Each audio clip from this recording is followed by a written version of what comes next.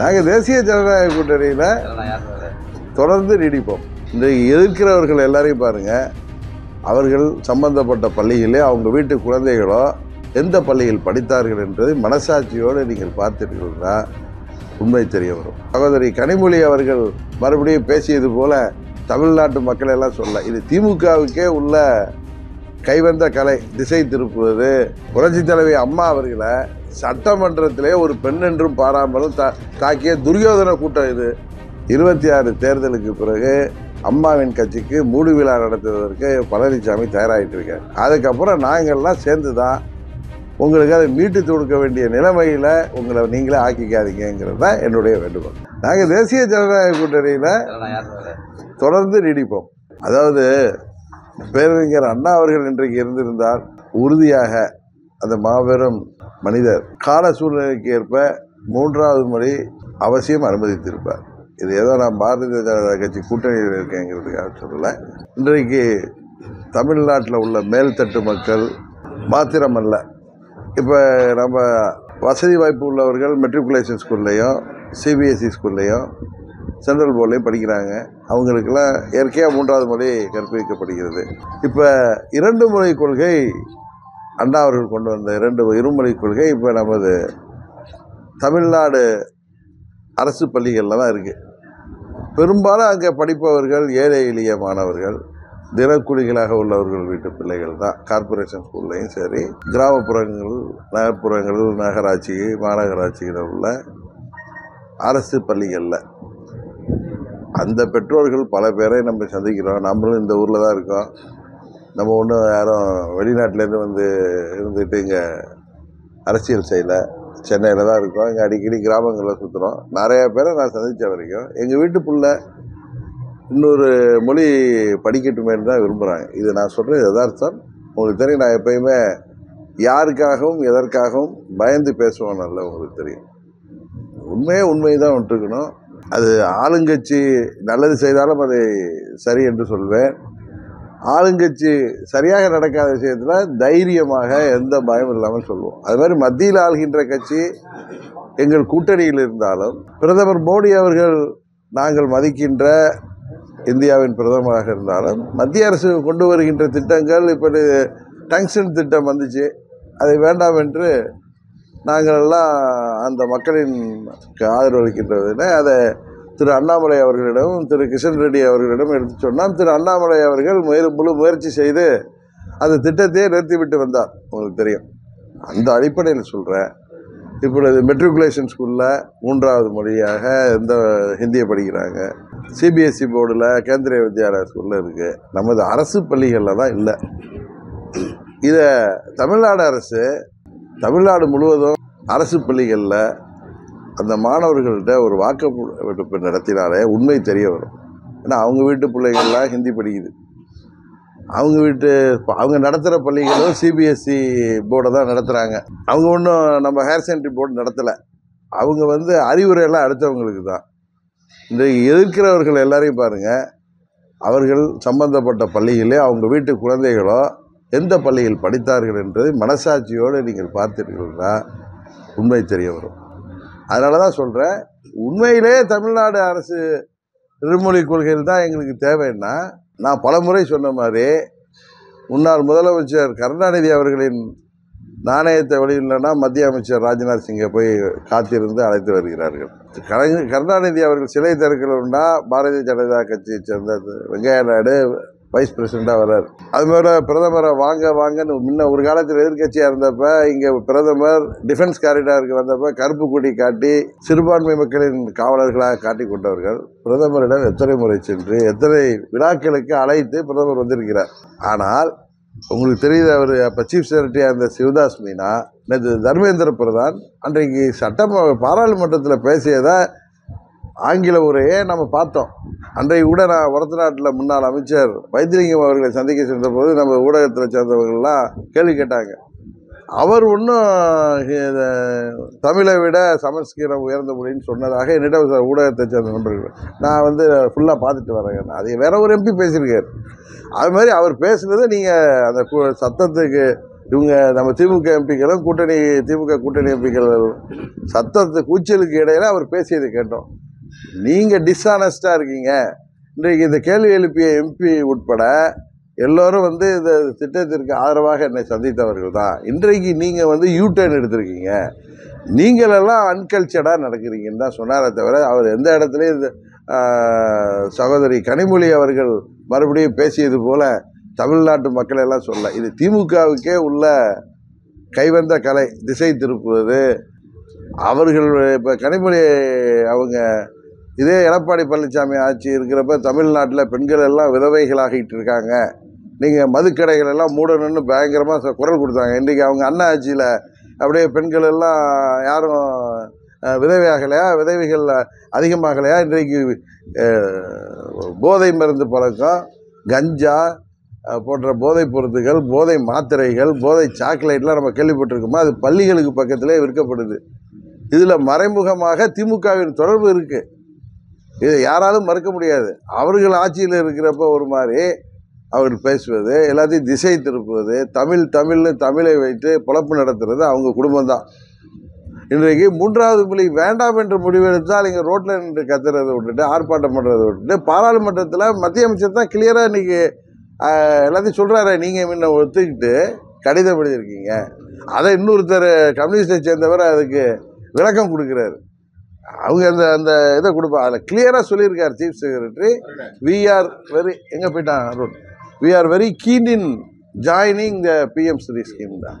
அதுக்காக நாங்கள் ஒரு கமிட்டி அமைச்சிருக்கோம், அந்த கமிட்டி சம்மந்தமான முன்னெடுப்புகளை எடுக்குன்னு தான் சொல்லியிருக்காரு. அப்புறம் என்ன அர்த்தம்? நாங்கள் we are very keen in doing something சொன்னால் அதில் நாங்கள் இன்ட்ரெஸ்டாக இருக்கணும்னு தானே அர்த்தம். அது என்ன உங்களுக்கு ஆங்கிலத்தோட அர்த்தம் தெரியாதா? திரு அருணனுக்கு தெரியாதா? We are very keen in joining the ஸ்கீம்ங்கிறார். அதை கொடுப்பா, அதில் கிளியராக இருக்குது. அது இவங்க இஷ்டத்துக்கு மொழிபெயர்த்துக்கிறாங்க, இன்பிட்வீன் லைன் சொல்கிறாங்க. இது ரொம்ப வருத்தமாக இருக்குது இவங்க பேசுகிறது. 3வது மொழி எங்களுக்கு வேணாம், அரசு பள்ளியில் படிக்கிற பிள்ளைங்கள்லாம் அப்படியே இருக்கட்டும் அப்படின்னு நினச்சாங்கன்னா, இந்த இதுக்கு அவர் அருணன் பேசினதான் நேற்று சொன்னாங்க. என்கிட்ட கேட்குறதுக்கு முன்னாடி we are very keen in establishing the school தான் பிஎம் ஸ்ரீ ஸ்கூல்ஸ்ன்னு சொல்கிறாங்க. இதை வந்து நம்ம அவங்க இன்ட்ரெஸ்ட் எப்படி அந்த அரிட்டாப்பட்டியில் டங்ஸ்டன் ஸ்கீமுக்கு மத்திய அரசாங்கம் 2023 செப்டம்பர் மாதம் கடிதம் எழுதி அங்கே டங்ஸ்டன்லாம் இருக்குங்கிறாங்களே, எங்கெங்கே இருக்குது, அதை எடுக்கிறதுக்கு மத்திய அரசு டெண்டர் விடலாமான்னு கேட்டப்போ அதுக்கு சப்போர்ட்டாக எல்லாம் அனுப்பிட்டு, டெண்டர் 24 பிப்ரவரியில் வந்துட்டு நவம்பர் மாதம் 7ஆம் தேதி டெண்டர் அலாட் பண்ணதுக்கு அப்புறம் மக்கள் எதிர்த்தாங்கன்னு தெரிஞ்சதும் முதலமைச்சர் என்னெல்லாம் ஸ்டண்ட் அடித்தாருன்னு தெரியும். அது மாதிரி நீங்கள் கச்சத்தீவில் ஆரம்பித்து 74 காலாவதியான காவிரி ஒப்பந்தம் முதற்கொண்டு, அது ஹைட்ரோ கார்பன், நீட் தேர்வு, மீத்தேனாக இருக்கட்டும், இன்றைக்கு வந்த பிஎம் ஸ்ரீ ஸ்கூலாக இருக்கட்டும், எல்லாத்துலேயும் அவங்க வந்து முதல்ல சரின்னு சொல்லிட்டு அப்புறம் மக்கள் அதுக்கு எதிர்ப்பாக இருக்காங்கன்னு தெரிஞ்ச உடனே பல்ட்டி அடிக்கிறது தான் வேலை. எந்த இடத்துலையும் மத்திய அமைச்சர் தமிழ்நாடு மக்களை பற்றி பேசலை. தமிழ்நாடு எம்பிஸ் அப்படின்னு தான் சொல்கிறார். அதை திசை திருப்பி விட்டு சும்மா அதுக்கு ஒரு ஆர்ப்பாட்டம், போராட்டம், இதுக்கெல்லாம் காரணம் என்ன? இந்த ஆட்சியில் சட்டம் ஒழுங்கு சந்திச்சிருக்குது. பால்வாடி பள்ளி மாணவிகள்லேருந்து 75 வயது மூதாட்டி வரை இன்றைக்கு பாதுகாப்பு இல்லாமல் இருக்காங்க. இவங்க இவ்வளோ நாகரிகத்தை பற்றி பேசுகிறாங்க.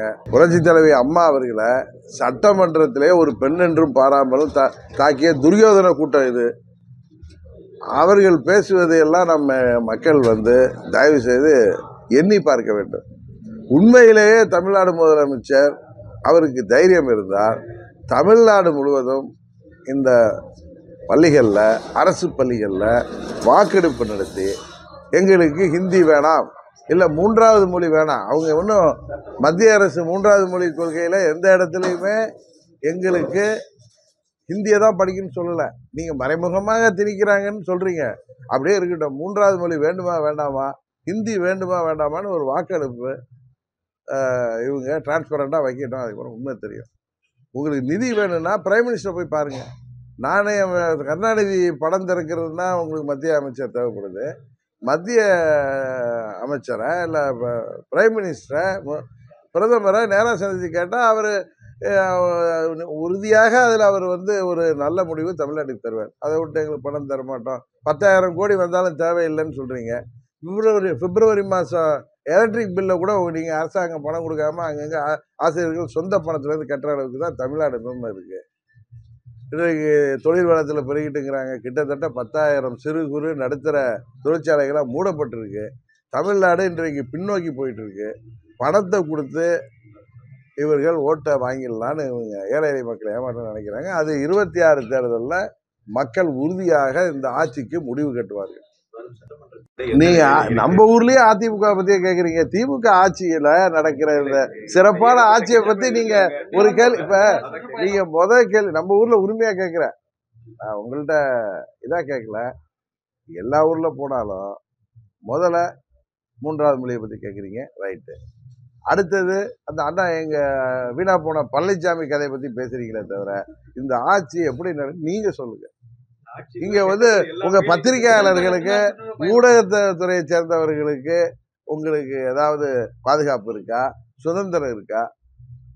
தயவு செய்து இந்த ஆட்சியின் அவலங்களை நீங்க திமுக மாதிரி திசை திருப்பாமல் 4வது தூணான ஜனநாயகத்தின் 4வது தூணான ஊடகங்கள் தயவு செய்து மக்கள் பக்கம் நின்று நடுநிலையாக நின்று எல்லாவற்றையும் கேள்வியாக கேளுங்கள், நாங்கள் பதிலளிக்கிறோம்.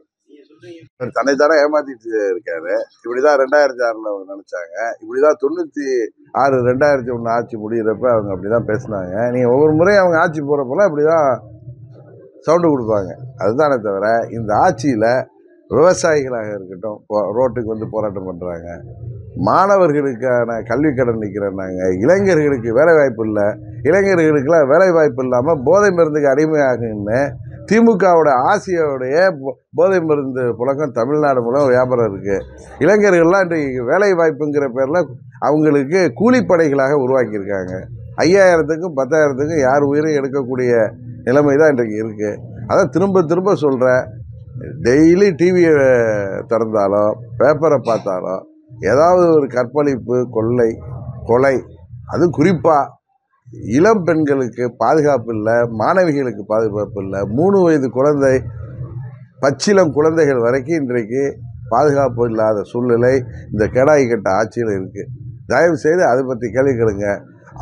உங்கள் கேள்விக்கு வர அம்மாவின் தொண்டர்கள் அனைவரும் ஓர் அணியில் இணைந்து திமுகங்கிற தீய சக்தியை வீழ்த்துவதற்கு தேசிய ஜனநாயக கூட்டணியில் அனைவரும் இடம்பெறும் காலம் வெகு விரைவில் இல்லை. ஒரு சிலர் தடையாக இருக்கிறார்கள். அந்த தடையெல்லாம் அம்மாவின் தொண்டர்கள் ரெட்டையிலை அங்கே இருக்கிறதுன்னு நம்பிக்கிட்டு ரெட்டையிலை வைத்திருப்பவருக்கு காவடி தூக்காமல் விழித்து கொள்ளவில்லை என்றால் 26 தேர்தலுக்கு பிறகு அம்மாவின் கட்சிக்கு மூடு விழா நடத்துவதற்கு பழனிசாமி தயாராகிட்டு இருக்கார். அதுக்கப்புறம் நாங்கள்லாம் சேர்ந்து தான் உங்களுக்கு அதை மீட்டு கொடுக்க வேண்டிய நிலைமையில் உங்களை நீங்களே ஆக்கிக்காதீங்கிறது தான் என்னுடைய வேண்டுகோள். அது வந்து ஒருவருக்கு பாதுகாப்புக்கு அச்சுறுத்தல் இருக்கிறப்ப அது கொடுக்குறாங்க. மற்றபடி அவர் ஒரு கமலஹாசன் எப்படி உச்சபட்சமாக இருக்கிறப்ப அரசியலுக்கு வந்த மாதிரி விஜயகாந்த் உச்சபட்ச நடிகராக இருந்தப்போ இன்னும் ரிட்டையர் ஆகி வரல, அவர் அரசியலுக்கு வந்த மாதிரி திரு விஜய் அவர்களும் வந்திருக்காங்க. இதையெல்லாம் இன்னும் ஒரு வருஷம் பொறுத்துக்கிட்டிங்கன்னா 26 தேர்தலில் மக்கள் தீர்ப்பை பார்த்துட்டு நம்ம 2 பேர் பேசுவோமே.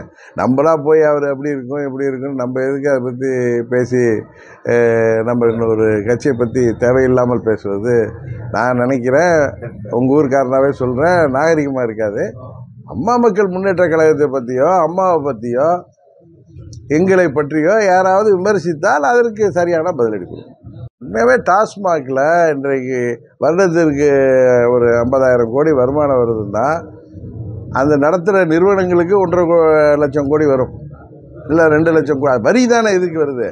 இதில் வரி ஏய்ப்புக்கின்ற தரமாக நிறைய நம்பர் 2 சேல்ஸ் நடக்கிறதா கடந்த 3 ஆண்டுகளாகவே அந்த குற்றச்சாட்டு இருக்குது. அதையெல்லாம் கண்டுபிடிக்க வேண்டும் என்று பல பேர் அதை வந்து முறையிட்டதன் பேரில் இன்றைக்கி இடி வந்து ரைடு விட்டுட்டுருக்கு. உறுதியாக அதில் தவறு நடந்திருந்தால் அவர்கள் யாராக இருந்தாலும் தண்டிக்கப்பட வேண்டும் என்பது தான் நமது நிலைப்பாடு. அதுதான் உண்மை. சில பேர் கூட சில அரசியல் விமர்சகர்கள்லாம் இதை பற்றி எதிர்க்கட்சிகள் பேசலைன்னாங்க. அது அப்படி கிடையாது. ஒரு ரைடு நடக்கிறப்ப we will wait for the outcome.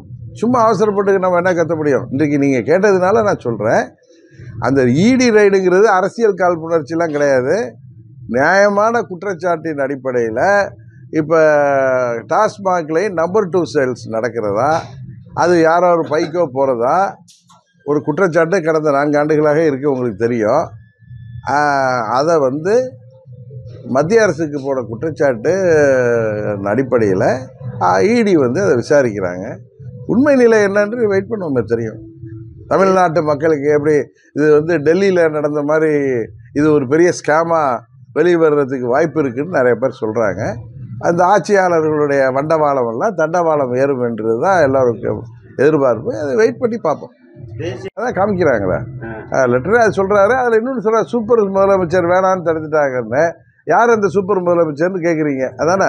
அதை யாருன்னு நீங்கள் தான் சொல்லணும். அவங்க குடும்பத்தில் சேர்ந்தவங்க தான் இருக்காங்க, மருமகனாகவோ மகனாகவோ இருக்கலாம். அதான் நான் அப்படி தான் நினைக்கிறேன். ஏன்னா அவங்கள அதை தாண்டி யார் வெளியில் ஒருத்தர் சூப்பராக இருந்துட முடியும்? இல்லை ஒரு பேரனாக இருக்கலாம்.